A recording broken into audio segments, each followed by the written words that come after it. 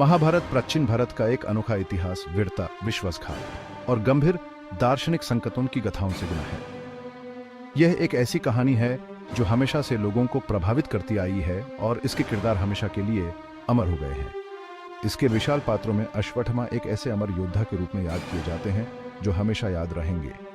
उनकी कहानी एक ऐसी कहानी है जो वीरता और विश्वासघात के बीच झूलती है। एक महान योद्धा और पूज्य गुरु द्रोणाचार्य के पुत्र अश्वत्थामा की कहानी महिमा की नहीं बल्कि अनुकंपा से गिरने की है। उन्होंने अपने पिता से युद्ध कला सीखी और वीरता में अपना नाम बनाया। युद्ध के बाद शोक और बदला लेने की भावना से प्रेरित होकर उन्होंने ऐसे कृत्य किए जिनके कारण उन्हें एक क्रूर श्राप मिला जो उनकी जिंदगी को हमेशा के लिए बदल दिया। उन्होंने अपने दुख और क्रोध में ऐसे कदम उठाए जो उनके लिए विनाशकारी साबित हुए, जिसने उन्हें सहस्राब्दियों तक पृथ्वी पर भटकने के लिए विवश कर दिया। उनके घाव हमेशा के लिए खून बहते रहे, क्रोध और निराशा के विनाशकारी परिणामों की एक कठोर याद दिलाते हुए। यह एक ऐसी सजा थी जो उन्हें हमेशा के लिए पीड़ित करती रही। अश्वत्थामा की कहानी महाभारत के अंदर सिर्फ एक कहानी नहीं है, ये एक ऐसी दास्तान है जो हमेशा से लोगों को सोचने पर मजबूर करती रही है। यह इंसानी भावनाओं की जटिलताओं और धारणा या सही और अधर्म या गलत के बीच अनंत संघर्ष को दर्शाता है। यह कहानी हमें ये सोचने पर मजबूर करती है कि हमारे अपने जीवन में हम कैसे इन संकटों का सामना करते हैं। वो हम सबके अंदर की द्वंद्व को दर्शाता है जो महान भक्ति और भयानक विनाश दोनों में सक्षम है। ये कहानी हमें ये याद दिलाती है कि हमारे अंदर भी ये दोनों शक्तियां मौजूद हैं। उनकी अमरत्व, उनके कार्यों का परिणाम उन्हें समय की चक्रीय प्रकृति से बांधती है, उन्हें युगों के प्रकट होने का गवाह बनाती है। मानवता की विजयों और मूर्खताओं का एक मूक पर्यवेक्षक। उनकी कहानी हमेशा से एक प्रेरणा का स्रोत रही है। अश्वत्थामा की कहानी सिर्फ प्राचीन ग्रंथों के पन्नों तक सीमित नहीं है। यह कहानी आज भी लोगों के बीच जीवित है और उन्हें प्रभावित करती है। यह आज भी सबको अपनी ओर आकर्षित करती है और सबको सोचने पर मजबूर करती है। पीढ़ियों में वाद विवाद और व्याख्याओं को जन्म देती है। यह कहानी हमेशा से लोगों के बीच चर्चित रही है। लोक कथाओं में उनकी उपस्थिति, जिसे अक्सर एक शापित और पीड़ित आत्मा के रूप में दर्शाया जाता है, एक शिक्षाप्रद कहानी के रूप में कार्य करती है जो आत्मनिरीक्षण और संयम का आग्रह करती है। यह कहानी हमेशा से एक सबक रही है। अश्वत्थामा की कहानी हमें याद दिलाती है कि अंधेर से अंधेरे समय में भी मुक्ति की संभावना टिमटिमाती रहती है, चाहे वो कितनी भी फीकी क्यों ना हो। अनंत पीड़ा के चक्र में फेस अमर योद्धा के लिए आशा की एक किरण प्रदान करती है। यह कहानी हमेशा से एक प्रेरणा का स्रोत रही है जो हमें अंधेरे में भी रोशनी की तलाश करने का संदेश देती है। अश्वत्थामा की इटर्नल पीड़ा के बीज कुरुक्षेत्र युद्ध के दौरान बोए गए थे। अपने फादर द्रोणाचार्य जो छल से मारे गए थे के प्रति वफादारी से प्रेरित होकर अश्वत्थामा ने रिवेंज लेने की कसम खाई। ग्रीफ और क्रोध से भरे हुए उन्होंने एक भयानक कार्य किया। रात में पांडव शिविर पर हमला किया, उनके सोते हुए वॉरियरों की हत्या कर दी, जिनमें उनके पुत्र भी शामिल थे। कायरता का यह कार्य, युद्ध के नियमों का घोर उल्लंघन, युद्ध के मैदान पर छाए नाजुक शांति को चकनाचूर कर दिया। यह अंध क्रोध से प्रेरित एक ऐसा कार्य था जिसमें सम्मान या धार्मिकता का अभाव था। अपने पुत्रों के खोने से तबाह पांडवों ने न्याय की मांग की। उन्होंने अश्वत्थामा का सामना किया, जिससे अंतिम भयावह मुठभेड़ हुई। सामना के दौरान अश्वत्थामा ने जीत की एक झलक पाने के लिए बेताब होकर ब्रह्मास्त्र का आह्वान किया, जो अकल्पनीय शक्ति का एक दिव्य हथियार था। हालांकि पांडवों ने कृष्ण द्वारा निर्देशित अपने स्वयं के ब्रह्मास्त्र से मुकाबला किया। इन दिव्य अस्त्रों के टकराव ने दुनिया को नष्ट करने की धमकी दी। तबाही को टालने के लिए व्यास, ऋषि और महाभारत के कथाकार ने हस्तक्षेप किया। उसने दोनों वॉरियरों को अपने अपने अस्त्र वापस लेने का आदेश दिया। जहां कृष्ण द्वारा निर्देशित अर्जुन ने आज्ञा का पालन किया, वहीं क्रोध से अंधे हुए अश्वत्थामा अपनी बदला लेने की इच्छा को नहीं छोड़ सके। उन्होंने अपने ब्रह्मास्त्र को अभिमन्यु की पत्नी उत्तरा के गर्भ की ओर पुनर्निर्देशित किया, जो पांडव वंश के एकमात्र उत्तराधिकारी को लेकर चल रही थी। इस जघन्य कृत्य ने अश्वत्थामा के भाग्य को सील कर दिया। अश्वत्थामा के माथे पर एक शक्तिशाली दिव्य मणि जड़ा हुआ था। भगवान शिव का दिया ये रत्न उनके जन्म के समय दिया गया था। उन्हें मृत्यु, बीमारी और भूख से मुक्ति प्रदान करता था।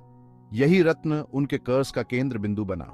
अश्वत्थामा के क्रूर कृत्य से राजित होकर कृष्ण ने उन पर कर्स दिया। वह 3000 साल तक पृथ्वी पर घूमेंगे, उनका शरीर लाइलाज घावों से भरा होगा। यह रत्न उनके पापों की निरंतर याद दिलाता रहेगा। रत्न जो कभी दिव्य आशीर्वाद का प्रतीक था, उनके अपराध के निशान में बदल गया, जो उनके कार्यों के भार को दर्शाता है। यह अनंत पीड़ा का स्रोत बन गया, जिससे उसके दर्द में वृद्धि हुई और वह दुनिया से अलग थलग पड़ गया। कुछ वृत्तांतों में बताया गया है कि उनके माथे से रत्न निकाल लिया गया था, जिससे उनकी दिव्य सुरक्षा छीन ली गई थी, लेकिन उन्हें उनके कर्ज की पूरी सीमा को सहन करने के लिए छोड़ दिया गया था।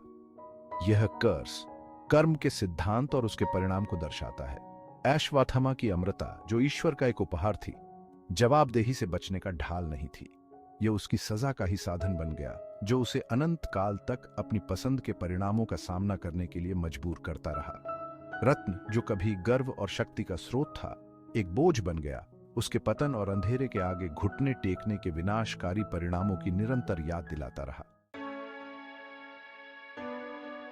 खंड 4, आशा का अग्रदूत, कल की अवतार का भविष्य सूचक आगमन।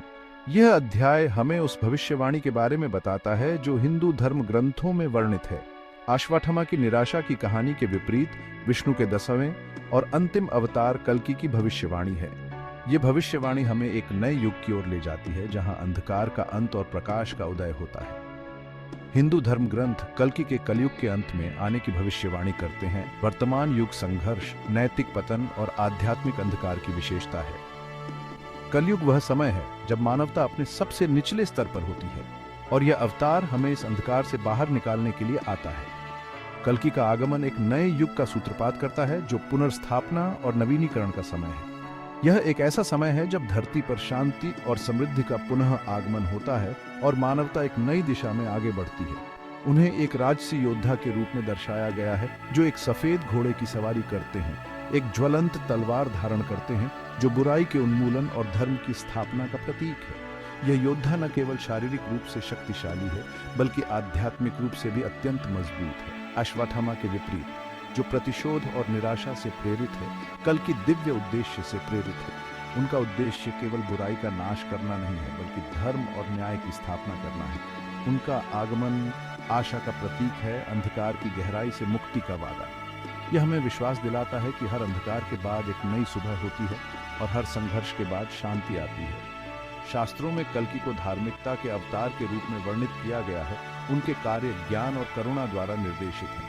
यह अवतार हमें सिखाता है कि सच्ची शक्ति ज्ञान और करुणा में निहित है।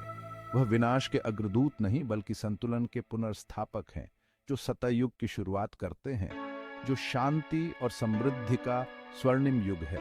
सतयुग वह समय है जब सत्य और धर्म का शासन होता है और मानवता अपने सर्वोत्तम रूप में होती है।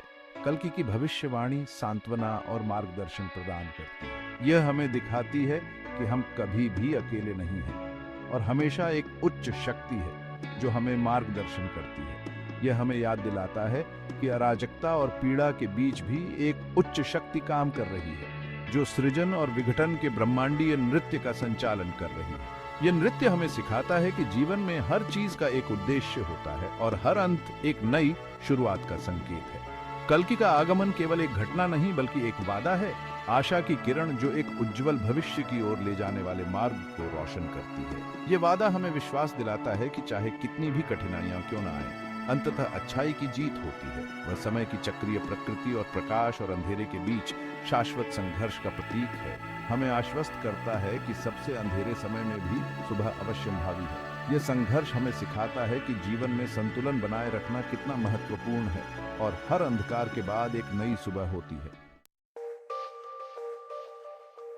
खंड 5, समय की एक टेपेस्ट्री, अश्वत्थामा और कल्कि के धागों की बुनाई। अश्वत्थामा और कल्कि के आख्यान प्रतीत होता है कि भिन्न हैं, हिंदू पौराणिक कथाओं के जटिल ताने बाने में बुने गए हैं। ये कहानियां हमें समय और ब्रह्मांड के गहरे रहस्यों की झलक देती हैं। दोनों आंकड़े सृजन और विनाश के ब्रह्मांडीय खेल के भीतर काम करने वाली शक्तिशाली ताकतों का प्रतिनिधित्व करते हैं। वे हमें याद दिलाते हैं कि जीवन में हर चीज का एक संतुलन होता है। अश्वत्थामा अपने अतीत के बोझ तले दबे अधर्मी कार्यों के लंबे समय तक चलने वाले परिणामों का प्रतीक है। उनकी कहानी हमें यह सिखाती है कि हमारे कर्मों का प्रभाव समय के साथ कैसे फैलता है। वह अनियंत्रित क्रोध की विनाशकारी क्षमता और प्रतिकूल परिस्थितियों में भी धर्म को चुनने के महत्व की याद दिलाता है। यह हमें आत्मनियंत्रण और नैतिकता के महत्व को समझने में मदद करता है। दूसरी ओर कल की आशा और नवीनीकरण का प्रतिनिधित्व करते हैं। उनका आगमन एक नए युग की शुरुआत का संकेत देता है। उनका आगमन समय की चक्रीय प्रकृति और परिवर्तन की अनिवार्यता का प्रतीक है।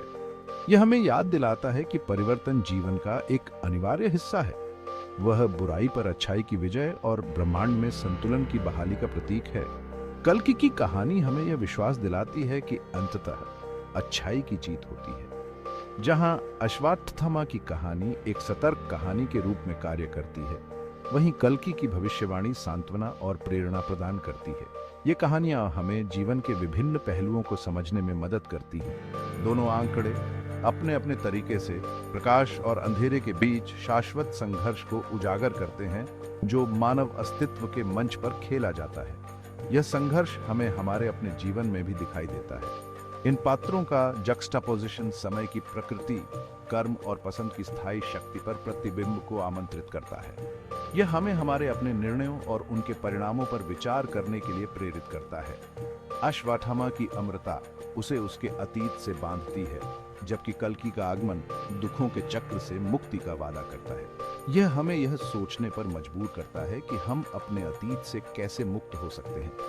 उनकी कहानियां समय और भविष्यवाणी के माध्यम से परस्पर जुड़ी हुई हैं। मानवीय स्थिति और हमारे कार्यों के परिणामों में गहन अंतर्दृष्टि प्रदान करती है। यह हमें हमारे जीवन के गहरे अर्थ को समझने में मदद करता है। वे हमें याद दिलाते हैं कि निराशा का सामना करने पर भी आशा बनी रहती है और मुक्ति की संभावना, हालांकि कठिन है, एक संभावना बनी हुई है। यह हमें जीवन में सकारात्मक दृष्टिकोण बनाए रखने के लिए प्रेरित करता है।